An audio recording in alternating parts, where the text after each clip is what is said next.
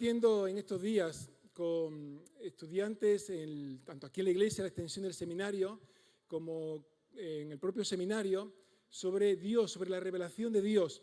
Y quería compartir también algo que creo que es muy importante. El título ya lo tenéis ahí: no perdamos la dirección, no perdamos el rumbo, no perdamos de alguna manera lo que es el objetivo de nuestro viaje espiritual. Una de las historias que se leen y que posiblemente muchos se hayan sentido identificados hasta cierto punto, o que hayan conocido también otra historia parecida con lo que ocurre en este tiempo con el GPS, ocurrió hace un tiempo, leí en el periódico que una mujer que era australiana, se llama Darian Aspinall, ella cogió su coche, iba desde la ciudad de Queensland hasta Adelaida y iba con su familia y cogió el coche, un trayecto largo y tenía que recorrer bastantes kilómetros, y en un momento determinado el Google Maps la introdujo por cierta carretera un poquito extraña, ya vio que fue perdiendo la autopista, que fue perdiendo carretera normalizada y se metió en un momento determinado en terrizo, en carretera ya de tierra, ya estaba preocupada, la noche ya también llegó y llegó un momento en el que el coche se quedó atascado, no podía ya caminar ni para adelante ni para atrás. Ella perdió la dirección, perdió de alguna manera el propósito del Señor, pero además iba también en el coche 2 hijos suyos, uno de 4 años y otro de 2, y la mamá de la conductora. Así que la angustia se fue adueñando de su corazón, ella fue a llamar por teléfono, pero allí en el desierto no había cobertura, así que empezaron a beber y a comer todo lo que tenían en el coche, pero pasaron 2 días que se quedaron ya sin comida, sin bebida, y estaban en pleno desierto, hasta que por fin el servicio de rescate de Australia la pudo rescatar a ella y a la familia y la llevaron directamente al hospital. Qué malo es perder la dirección. Qué difícil se hace enfrentar los retos cuando perdemos la perspectiva. Y eso es la realidad también de lo que nos pasa en la vida espiritual. Es muy fácil perder la dirección. Da igual el tiempo que llevemos en el Señor, da igual la experiencia acumulada, da igual las situaciones que hayamos vivido, enfrentado o los retos que hayamos vencido. Pero perder la perspectiva espiritual, perder la dirección espiritual, se puede hacer de una manera muy sutil, que muchas veces se basan en las pequeñas decisiones o en los pequeños detalles. Pasaba también lo mismo con el pueblo de Israel. Todo el Antiguo Testamento está lleno de enseñanzas que nos ayuda de alguna forma a traspolarla a nuestra vida espiritual, a nuestra vida personal y también como iglesia. El pueblo de Israel, antes de salir de Egipto, era un pueblo que no era libre, que no tenía libertad para poder tomar decisiones, para poder optar por lo que realmente podía ser lo más adecuado. Y mientras que uno es esclavo, no tiene capacidad de tomar decisiones. Pero hubo un momento en el que el pueblo de Israel salió de Egipto y fue libre. Igual que nosotros también hemos sido liberados por el poder del Espíritu Santo. La sangre de Cristo nos ha limpiado de todo pecado y el Espíritu Santo nos ha dado una regeneración, una vida nueva. Ya somos hombres y mujeres nuevos, criaturas nuevas, hechos hombres y mujeres libres para alabar y glorificar al Señor. Y en el pueblo, ya en el desierto, cuando Israel sale, Dios le da los 10 mandamientos. 10 mandamientos que tenía como objetivo poderle ayudar a que pudieran vivir en una visión nueva, en una mentalidad nueva y en una forma nueva que hasta ese momento el pueblo de Israel no había vivido. Hay mandamientos que son relativamente sencillos de entender. No matarás, obviamente, pues es fácil de entender y comprender. No adulterarás, honrarás a tu padre y a tu madre. Hay mandamientos que son relativamente sencillos. Pero hay uno, como Éxodo 27, adelante Yarisa, dice: no tomarás el nombre de Jehová tu Dios en vano. Porque no dará, atención a esta segunda parte, porque no dará por inocente Jehová al que tomare su nombre en vano. La Nueva Traducción Viviente, sabéis que siempre la utilizo porque da un mensaje quizás a lo mejor mucho más clarificador, y dice así la Nueva Traducción Viviente: no hagas mal uso del nombre del Señor. El Señor no te dejará sin castigo si usas mal su nombre. ¿Por qué insiste tanto el Señor en que podamos usar adecuadamente su nombre? ¿Por qué es uno de los mandamientos? ¿Por qué es tan importante no profanar, no blasfemar, no usar erróneamente el nombre de Dios? ¿Sabéis que solamente en el Antiguo Testamento hay como cerca de 7.000 ocasiones que se manifiesta el nombre de Dios con todas sus derivadas? Adonai, Elión, Eloán, todas las formas también de expresión de Dios, unas 7.000 veces. Y 5.000 de ellas se manifiesta lo que algunos teólogos llaman el tetragramón. 4 letras hebreas, que ahí la tenéis. Esas son las letras hebreas que si hacemos una transliteración, la siguiente por favor, ahí veis que bueno, podría ser, en hebreo es de derecha a izquierda, y ahí sería como la Y, la de la derecha, la H, la siguiente sería la W, y la siguiente pues sería otra vez la H. Aquí hay también una dificultad muchas veces porque no se sabe bien, en el hebreo en aquel tiempo no se utilizaban vocales, eran solamente consonantes, luego más adelante se incorporaron vocales y algunos lo que hicieron que la vocal de Adonai la incorporaron a este tetragramatón y entonces de ahí aparece la palabra Jehová o Yahvé. Por eso la diferencia que hay, que algunos llaman Jehová y otros Yahvé, pero según los exégetas, la mayoría piensan que es más correcto la palabra Yahvé que Jehová. Lo que pasa es que como hay una tradición muy fuerte con Jehová, pero realmente esto es una cuestión de traducción. Lo que significa el nombre de Dios es importante porque está hablando el nombre de Dios como en el pasado, presente y futuro. Está hablando el que era, el que es y el que será. Está diciendo, por eso se traduce en el yo soy, el que soy.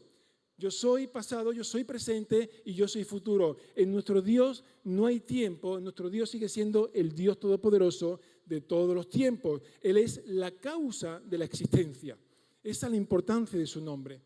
Y un paréntesis porque me gusta mucho cuando vemos la importancia del nombre de Dios, ese tetragramatón, no hace falta que te lo aprendas de memoria para que salga hoy del culto tranquilo, pero esa palabreja de 4 palabras en hebreo, pues sabéis que tiene, como decíamos, su transliteración a las palabras en castellano. Pero sabéis que es interesante, adelante la siguiente diapositiva, que en el Evangelio de Juan se nos relata cómo cuando Jesús murió, Pilatos pidió que se pusiera un letrero en la cruz que estuviera en 3 idiomas, que estuviera en hebreo, en griego y en latín, en ese orden. Y entonces lo que se traduce era eso, Jesús Nazareno, rey de los judíos. Y era una manera de burlarse de Jesús. Era como diciendo, mira, este que dice que es el rey de los judíos, aquí está, muerto, crucificado. Y servía también como de escarmiento a todo aquello falso Mesías que se levantaban diciendo que eran Dios. Así que se intentaba burlar de Jesús y puso eso que veis que su inicial es en latín, es muy conocida porque la inicial le viene INRI, ¿no? Que de alguna manera se asocia siempre a la muerte, al féretro. Vemos la siguiente que aparece en griego y no la voy a leer en griego y ahí viene también las iniciales. Y al final, fijaros que viene en hebreo. En hebreo. Ahora, las iniciales del hebreo pasa a la siguiente y aparece el tetragramatón. Pilatos quiso burlarse de Jesús, pero lo que estaba proclamando de que ahí estaba Dios. Estaba diciendo Dios aquí presente. Ese es nuestro Dios, que supera por encima de toda actuación humana negativa, que se intenta también burlar de Dios, pero nuestro Dios reina. Y ahí en la cruz del Calvario, los propios romanos proclamaban que Jesús era Dios. ¿Cuántos se alegran de esto? ¿Y cuántos glorifican el nombre del Señor? Así que, volvemos de nuevo también al tema. La importancia del nombre de Dios. 6 siglos antes de que Jesús pudiera venir a la tierra, dice que el pueblo de Israel fue exiliado y fue llevado a la tierra de Babilonia y fue motivado porque blasfemaron del nombre de Dios. Ahí encontráis también en Ezequiel el pasaje donde Dios le reclama al pueblo de Israel que por qué vivían como vivían el resto de las naciones paganas. El propósito de Dios con haber creado a Israel era que Israel tuviera una relación especial con Dios, que pudieran tener una comunión, que pudieran conversar, que de alguna manera pudieran ver que Dios era su proveedor, que era su sanador, que era el que estaba con ellos cubriendo toda necesidad. El objetivo de Dios era que todas las naciones de la tierra pudieran ver esa relación entre Israel y su Dios y pudieran sentir celo diciendo, yo quiero eso. De manera que el pueblo de Israel fuese como un imán, como un atractivo, para que todos se incorporasen en esa relación con el Dios de Israel. Igual también en la iglesia, también en este tiempo, lo que más necesita la gente son experiencias genuinas de relación entre tú y el Señor. No de religiosidad, no de apariencia, sino de corazones transformados, de hombres y mujeres que sepan glorificar el nombre del Señor, que sepan levantar el nombre de Dios no solamente con su voz, sino con su vida y con su estilo de vida.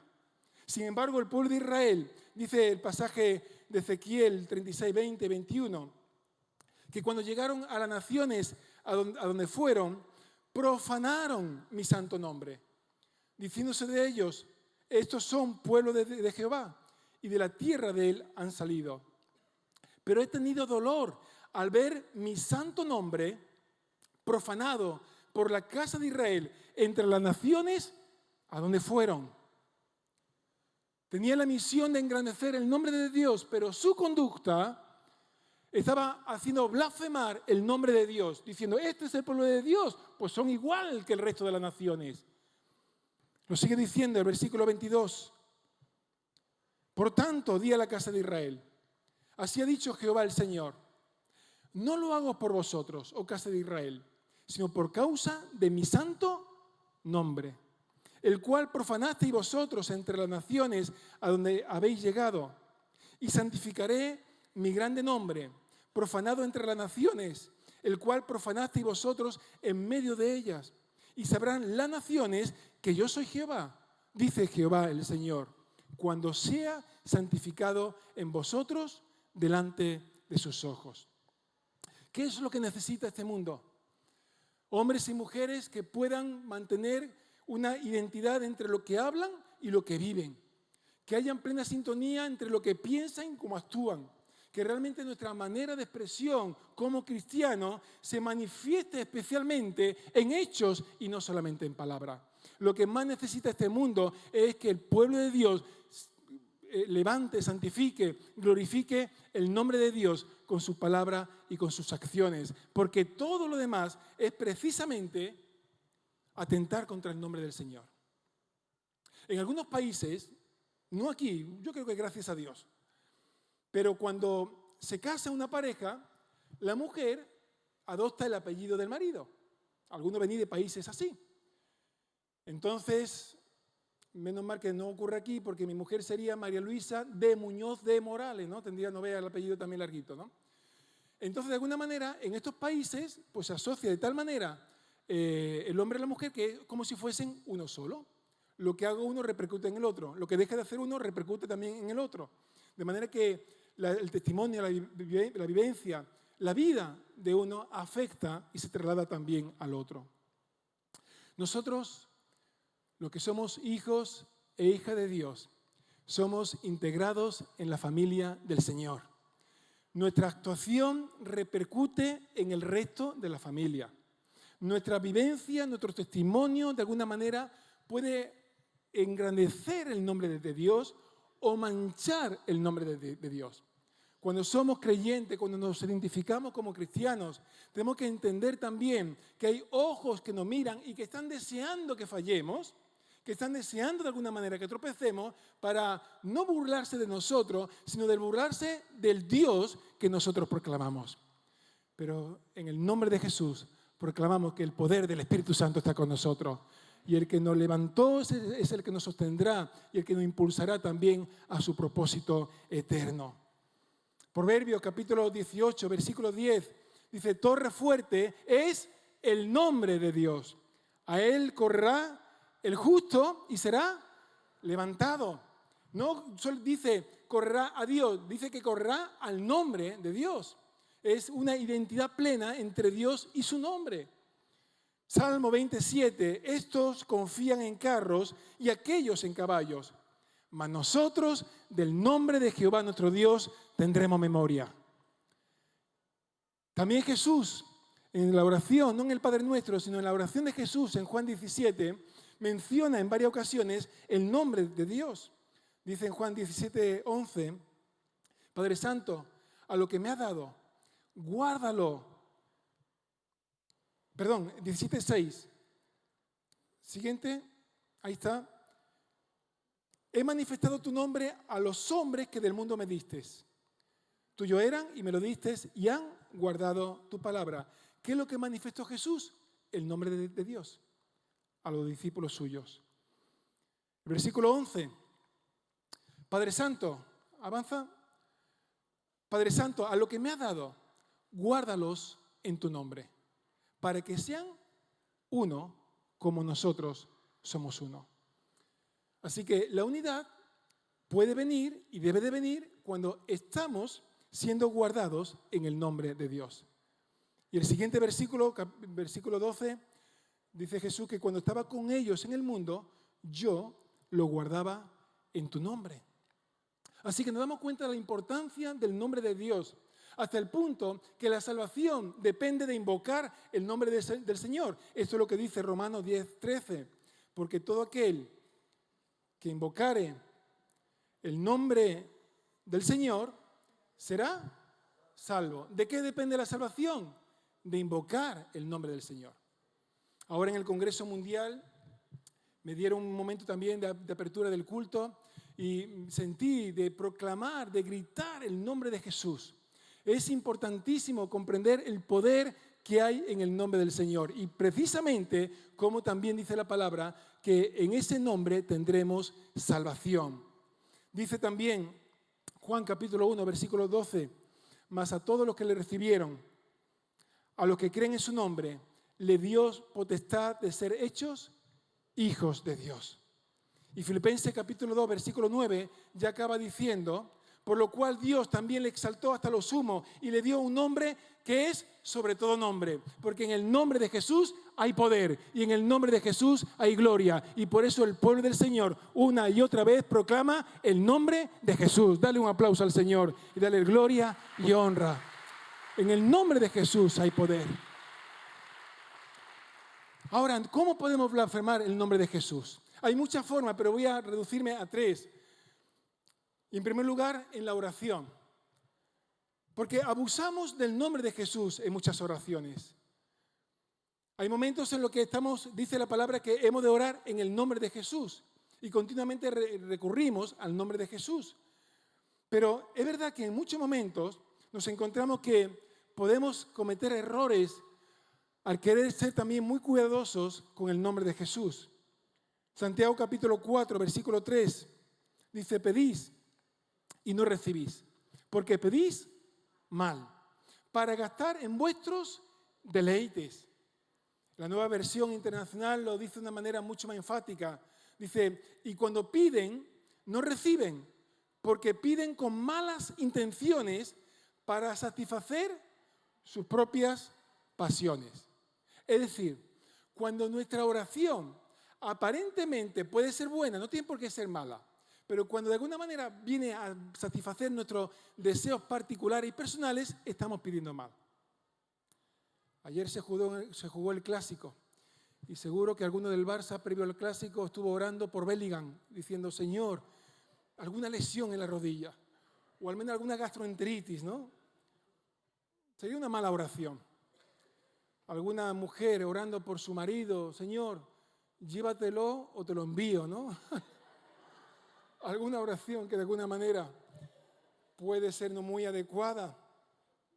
O Señor, alguna vez me decía algún hermano, pastor, estoy orando que me toque los ciegos, que me toque la lotería, porque entonces vamos a construir ya el templo nuevo, vamos a poner la pantalla de LED, no sé cuánto.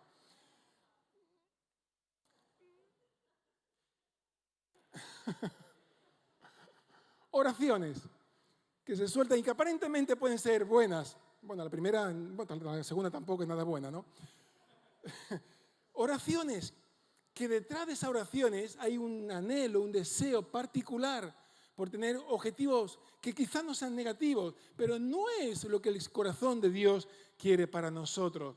Y es importante también que lo podamos ver, que en muchos momentos no pedimos correctamente en el nombre de Jesús porque no estamos santificando, glorificando el nombre de Jesús y queremos glorificar nuestra vida, nuestro propósito, nuestros sueños o nuestras pasiones, que cuando pueda ser buena, pero no está en el centro del corazón de Dios. Por eso Juan 16:24 dice, hasta ahora nada habéis pedido en mi nombre. Pedid y recibiréis, para que vuestro gozo sea cumplido. En segundo lugar, hemos visto cómo la oración puede también ser negativo, pero en segundo lugar, en la palabra profética. Esta es una iglesia pentecostal y oraremos al Señor que lo sigamos siendo hasta que el Señor venga, que haya también fluidez de los dones del Espíritu Santo. Para mi vida particular ha sido tan importante la palabra profética. El poder también sentir que en momentos determinados Dios me ha hablado a través de la palabra profética, me ha ayudado muchísimo también a reenfocarme, a esperar, a tener confianza, a saber realmente que Dios estaba detrás. Y esa palabra profética en algún momento ha venido a través de otras personas. Y eso realmente para mí ha sido de mucha ayuda. Y realmente una cosa no quita la otra. El promover el desarrollo de los dones, el comprender que es importantísimo que siga habiendo palabra profética, no da lugar a que se use de manera errónea o inadecuada el nombre de Dios. Particularmente cuando estamos dando palabra profética, hemos de tener un temor reverente de usar el nombre de Dios en vano. Al igual también que cuando yo me subo aquí en la plataforma o se sube cualquiera de los predicadores, tenemos temblor de rodillas porque sabemos que esta palabra va a contribuir a que tu vida sea edificada, a tomar decisiones, a ser confrontado, a entender la necesidad de Dios en tu vida. Tantas cosas que la palabra de Dios tiene. Cuando venimos sin ese temor reverente, cuando venimos con arrogancia, cuando venimos con autosuficiencia, proclamando el nombre de Dios y a continuación lo que Dios está diciendo, sin que Dios lo haya dicho, eso tiene castigo.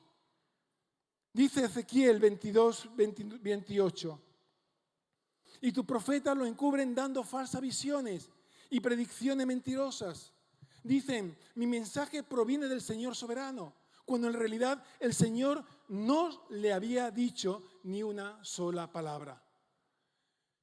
Tantas veces he podido escuchar en mi propia persona, personas bien intencionadas que querían darme una palabra que de alguna manera me estimulase y de alguna forma utilizaban el nombre de Dios para decirme algo que de alguna manera me pudiera impulsar más. No hace falta. Si tú me quieres estimular, estimúlame.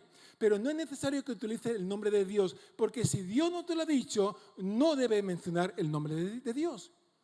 Hay momentos en los que yo puedo decir a una persona, mira, creo que siento del Señor esto. Ahora tú júzgalo, ponlo delante del Señor, a ver si realmente Dios te lo confirma. No tengo por qué decir, el Señor me ha dicho que haga esto. He visto tantas atrocidades, tantas barbaridades con eso. Hace un tiempo escuché de unos pastores que se habían divorciado. Y básicamente la cuestión venía porque cuando eran novios, alguien vino, alguien de autoridad, alguien vino y le dijo, el Señor me ha dicho que tú te tienes que casar contigo y tú con ella. Y entonces ellos actuaron en base a una palabra profética, pero que no vino de parte de Dios. Y del principio el matrimonio hacía crisis, conflicto. Nunca te cases de forma exclusiva por una palabra profética. Si te casas con alguien, que haya sentimientos, vínculos, que haya relación. Si eres del Barça, asegúrate que sea del Barça, porque si no lo va a pasar muy mal. Tienes que buscar la manera que haya sintonía. Y luego podrá venir palabra que confirma, pero no debe ser lo que te aliente a dar un paso, porque realmente Dios nos ha hecho de una manera y Él nunca va a actuar de manera contraria al diseño que Dios ha preparado en nosotros. Recordemos la segunda parte del versículo de Éxodo. Porque no dará por inocente Jehová al que tomare su nombre en vano. ¿Cuántas veces tengo que escuchar? Dios me ha dicho. Bueno, yo comenté en una predicación hace poco, si alguien me viene y me dice, Dios me ha dicho, ya ahí acabo. Porque yo no voy a ir nunca en contra de lo que Dios haya dicho. Pero es cierto que en muchos momentos uno dice, bueno, al final, por su fruto lo conoceréis. Por su fruto lo conoceréis. Yo recuerdo una iglesia que hubo una situación de dificultad con los jóvenes y algunas familias comentaron que en la iglesia había llegado el mundo a través de los jóvenes y que Dios le había dicho que se tenían que apartar. Algunos comentaron esa expresión. Dios le había dicho que se tenían que apartar. Algunas de esas familias que dijeron eso y utilizaron el nombre de Dios en vano, vieron como en su propio hogar, vieron la dificultad de trabajar con sus hijos, que eran jóvenes.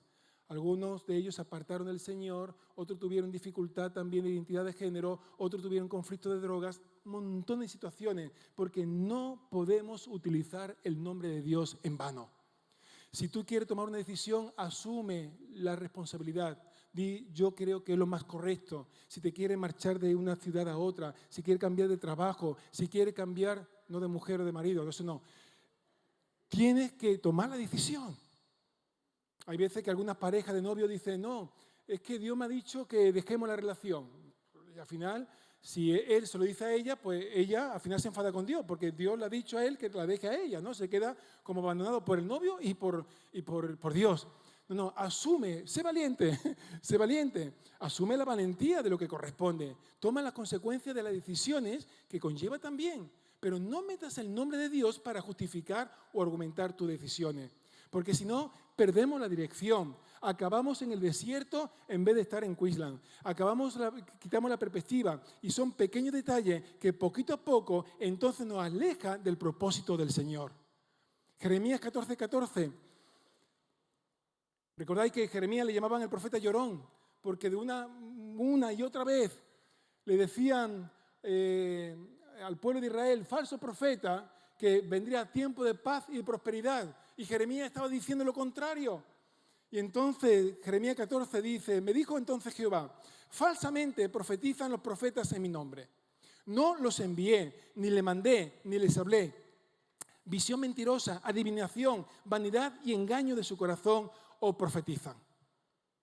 Gloria a Dios por los profetas genuinos. Gloria a Dios por las palabras proféticas que vienen a nuestra vida, que nos levantan y nos impulsan. Pero cuidémonos de usar el nombre de Dios para justificar planteamientos particulares o tener un mayor nivel de autoridad espiritual usando equivocadamente el nombre de Dios. En la iglesia, al igual que ocurre en el mundo, se pierde la perspectiva del temor reverente de Dios. Dice la Escritura que el principio de la sabiduría es el temor a Dios. No es el temor, el miedo a Dios. Es comprender que hay consecuencia de lo que digo, de lo que hago, de lo que pienso. Hay consecuencia. Y cuando vivimos una vida cristiana sin esas consecuencias, pues entonces caemos en el grave error de que vivimos apartados completamente del Señor. Y esto es lo que ocurre también con algunos cristianos que piensan que son cristianos porque vienen a la iglesia, pero el resto de la semana van donde el mundo va, hablan como el mundo habla, viven como el mundo vive, son rencorosos como el mundo es rencoroso, no saben perdonar porque igual que el resto del mundo, es como que de alguna manera vivimos, pensamos, actuamos como los demás. Y entonces el hecho diferencial es que el domingo venimos a una iglesia y eso está blasfemando el nombre del Señor. Dios quiere un pueblo que se levante, un pueblo que glorifique su nombre, un pueblo que tenga ese temor reverente, un pueblo que sepa que su vida, su conducta ha de manifestar la santidad que Dios es y que Dios tiene para nosotros. Por eso nuestra oración, nuestra palabra profética, y ya en tercer lugar y para finalizar, en la exclamación, ¿cuánto han jurado o prometido en el nombre de Dios? Señor, te prometo que si ocurre esto, haré lo otro. Eso la Biblia le llama votos o promesas. Levítico 19:12 dice, y no juréis falsamente por mi nombre, profanando así el nombre de Dios, yo Jehová. No profanéis, no uséis el nombre de Dios en vano.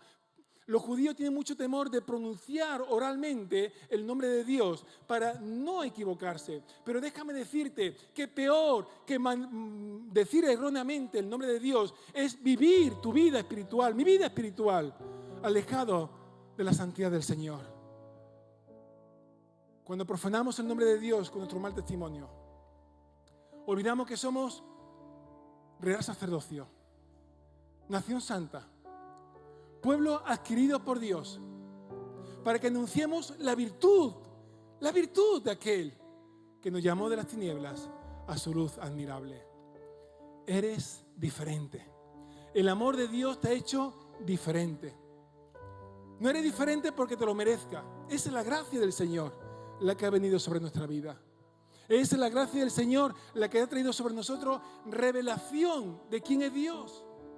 ¿Sabéis que en la Biblia podemos conocer a Dios solamente porque Él se ha querido dar a conocer? Si no, ninguno lo conoceríamos. Esa autorrevelación de Dios, especialmente por los nombres, nos ayuda a conocer su carácter, su esencia, sus atributos, para que nosotros seamos igual que Él. Pero por desgracia, el nombre de Dios es blasfemado en muchos lugares a causa del testimonio de la iglesia en muchos lugares. Qué triste es cuando se escucha a un empresario decir: yo no quiero a nadie de la iglesia. Qué alegría es cuando un empresario dice: no, yo quiero gente de la iglesia porque son gente íntegra, porque son responsables. Qué bueno es cuando la gente busca también el modelo de personas cristianas para formar familias, porque saben que ahí hay responsabilidad, fidelidad. Qué bueno es cuando de alguna manera nos miran como personas transformadas por el Señor. No porque nos creamos superiores, porque no somos superiores, sino porque reconocemos nuestra inferioridad por el pecado, pero reconocemos que la gracia del Señor ha venido sobre nosotros y que esa gracia nos impulsa. No podemos caer en arrogancia. Muchas ocasiones he podido ver personas que han hablado en nombre del Señor y tomado decisiones en nombre del Señor, y después en el tiempo se han evidenciado de que no era de Dios, pero pocas lo reconocen. Pocas tienen la humildad de decir: me equivoqué. Y el problema no es que te ayude a ti de alguna manera en lo que fue el efecto que causó su decisión. Es que esa persona, si no tiene la humildad para reconocer, volverá a cometer el mismo error más adelante y volverá a hablar en nombre de Dios y tomar decisión en nombre de Dios y hacer cosas en nombre de Dios sin que Dios se lo haya dicho. Por eso necesitamos también ser un pueblo santo, un pueblo diferente, un pueblo que proclame el nombre del Señor, un pueblo que alabe el nombre del Señor.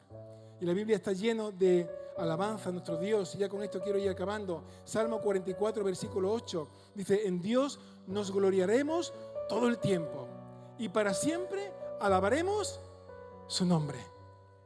Para siempre alabaremos su nombre. Salmo 61, 8. Así cantaré tu nombre para siempre, pagando mis votos, mis promesas, lo que he dicho a Dios cada día. Salmo 100, versículo 4. Entrad por sus puertas con acción de gracia, por sus atrios con alabanza. Alabadle, bendecid su nombre. La alabanza es el lenguaje de los redimidos del Señor. No me entra una persona que conozca al Señor y que no quiera alabar el nombre del Señor, porque en el nombre del Señor hay poder. Hay poder. En el nombre del Señor las tinieblas retroceden. En el nombre del Señor el reino de Dios se manifiesta. En el nombre del Señor los pensamientos y las flechas que vienen con mentiras para clavarse en nuestra vida se rompen en el nombre de Jesús y se manifiesta el poder de Dios. En el nombre de Jesús. Y dice el Salmo 113: desde el nacimiento del sol hasta donde se pone, sea alabado el nombre de Jehová. Nosotros podemos alabarle porque lo conocemos. y levantamos el nombre del Señor y cantamos a Dios. Pero la gente que no conoce a Dios alabarán a Dios a través de la iglesia cuando vean nuestras buenas obras y alaben el nombre del Señor. Cuando vea que realmente la iglesia santifica el nombre de Dios, no de forma solamente oral, sino con su testimonio y con su vida. El nombre del Señor es levantado y glorificado. Por eso te pido también que en este momento te ponga de pie y puedas decir: Señor, yo quiero alabar tu nombre. Yo quiero, Señor, bendecir tu nombre.